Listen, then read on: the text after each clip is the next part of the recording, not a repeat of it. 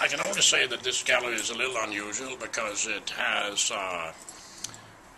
mostly blue chip paintings, the ones that are the top guns in this country and some other countries as well, with a heavy emphasis on Canadian paintings.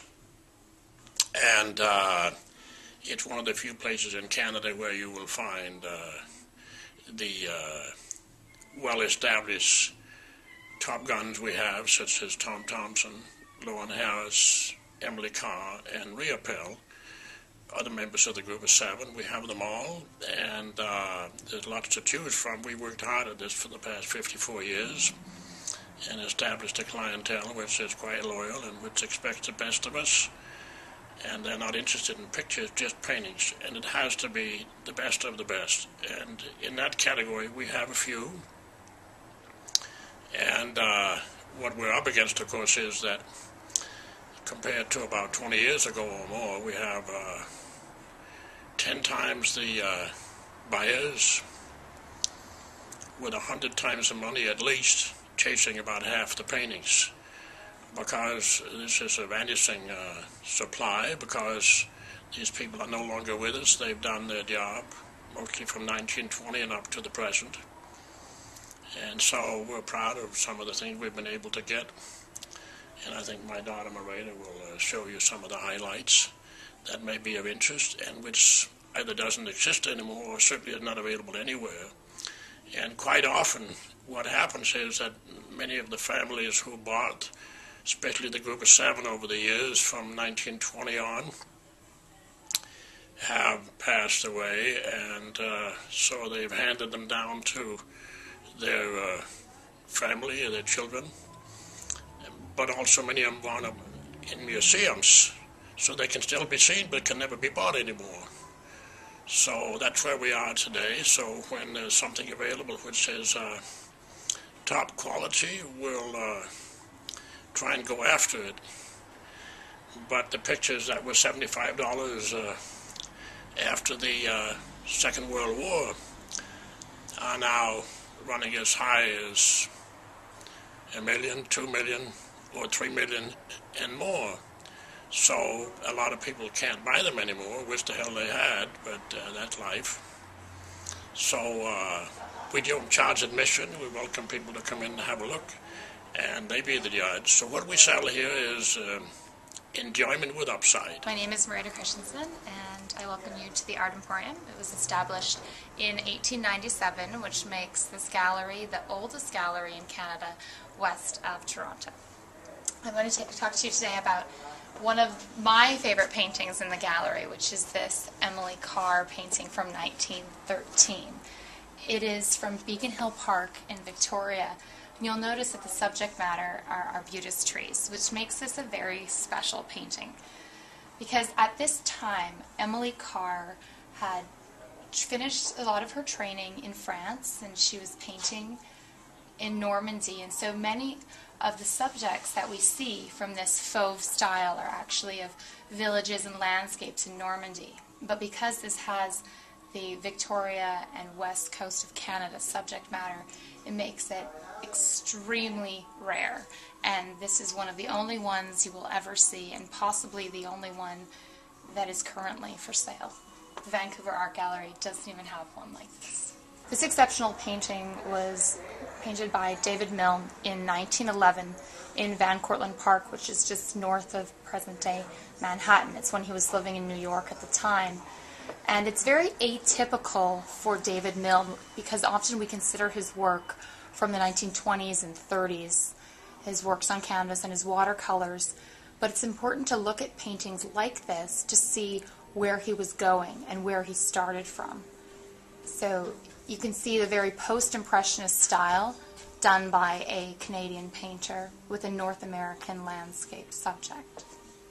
This is one of the highlights of our collection. It is Northshore, Lake Superior, depicting Pick Island. It's obviously a Lawren Harris. It's very, very typical of his style at the time when he was painting on these 12 by 15 boards.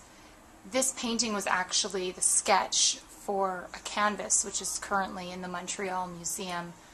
You'll see paintings like this sell at auctions across Canada, always in the millions of dollars range. There is one currently. There's a few coming up at Heffel, and they recently sold one from the same area. It went for $3.5 million. This little gem is Tamarack Swamp by none other than Tom Thomson. Extremely rare painting. You don't see a lot of Tom Thomsons on the market anymore. And that was because he passed away in 1917, so he didn't produce as much work as many of the other later members of the Group of Seven.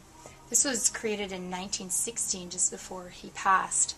And it shows two things that are so strong with Thomson's paintings. One is the sky, terrific motion with those clouds, and the second is the fall display. I don't know another painter in Canada who could depict those fall colors like Tom Thomson. Another perfect example of a Lawren Harris painting is this sketch from Consolation Lake. It's a perfect depiction of the clean, crisp lines that are so characteristic of Harris's paintings. It's really when he was getting into theosophy.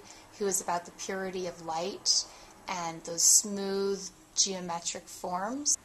This extremely rare painting is one of the most unique pieces we've ever had the pleasure of displaying in the Art Emporium.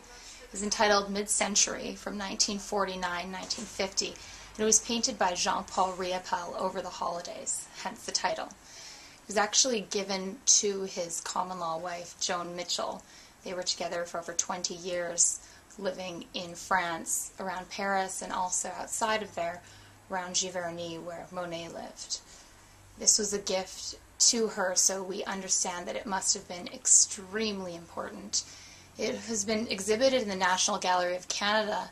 It was also part of the 1962 Venice Biennale. It truly is a gem. This visual masterpiece was created by Jean-Paul Riopelle. It was a 1954 oil on canvas, and it was acquired directly from the original owners who lived in New York, and they purchased it directly from the artist, so it has never even been in a gallery before, and that was in 1959 in Switzerland.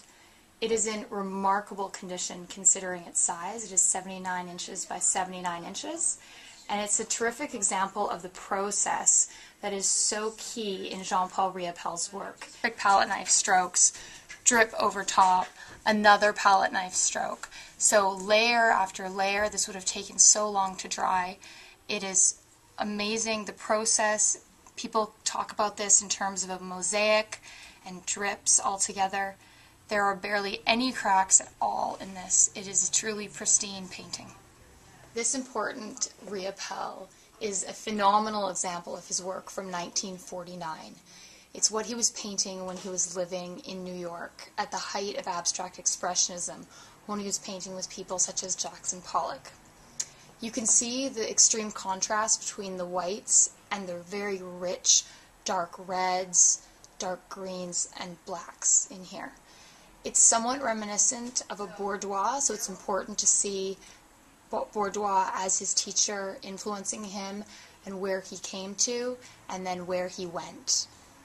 You can see the use of the palette knife, very thick in there, and there's a very important kind of focal spot in there with the white. So our eye is drawn towards something, but then it's moved all over the canvas with those extreme drips that cover the entire surface of the piece.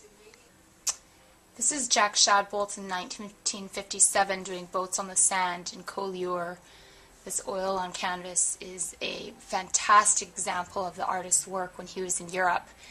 And it shows something that's quite typical of Jack Shadbolt, and that's the overpainting. You can see that there's those colors underneath if you look around where the chords are. And it's not so much that he painted those chords that go to the boats, it's that he didn't paint them. And that you can tell that with the sand, he must have painted over something in the background. These paintings are very in demand for Jack Shadbolt's work, and we find them difficult to hang on to.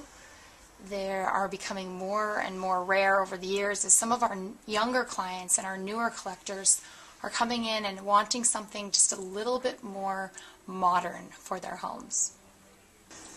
At the Art Emporium, we don't only sell Canadian works, we also do represent some American masters within our gallery. One of them is Alexander Calder, which is the painting on the gouache that you see closer up. It's from 1975. And I wanted to hang this painting next to the BC binning because both of these artists were extremely influenced by architecture and engineering. And it's very apparent with their forms. They have these geometric forms, these circles and spirals, triangles, and even though they had slightly different backgrounds, they are still sometimes headed in the same direction. And I think it's interesting to contrast an American and a Canadian painter side by side, especially when they use such similar colors. They really do complement each other.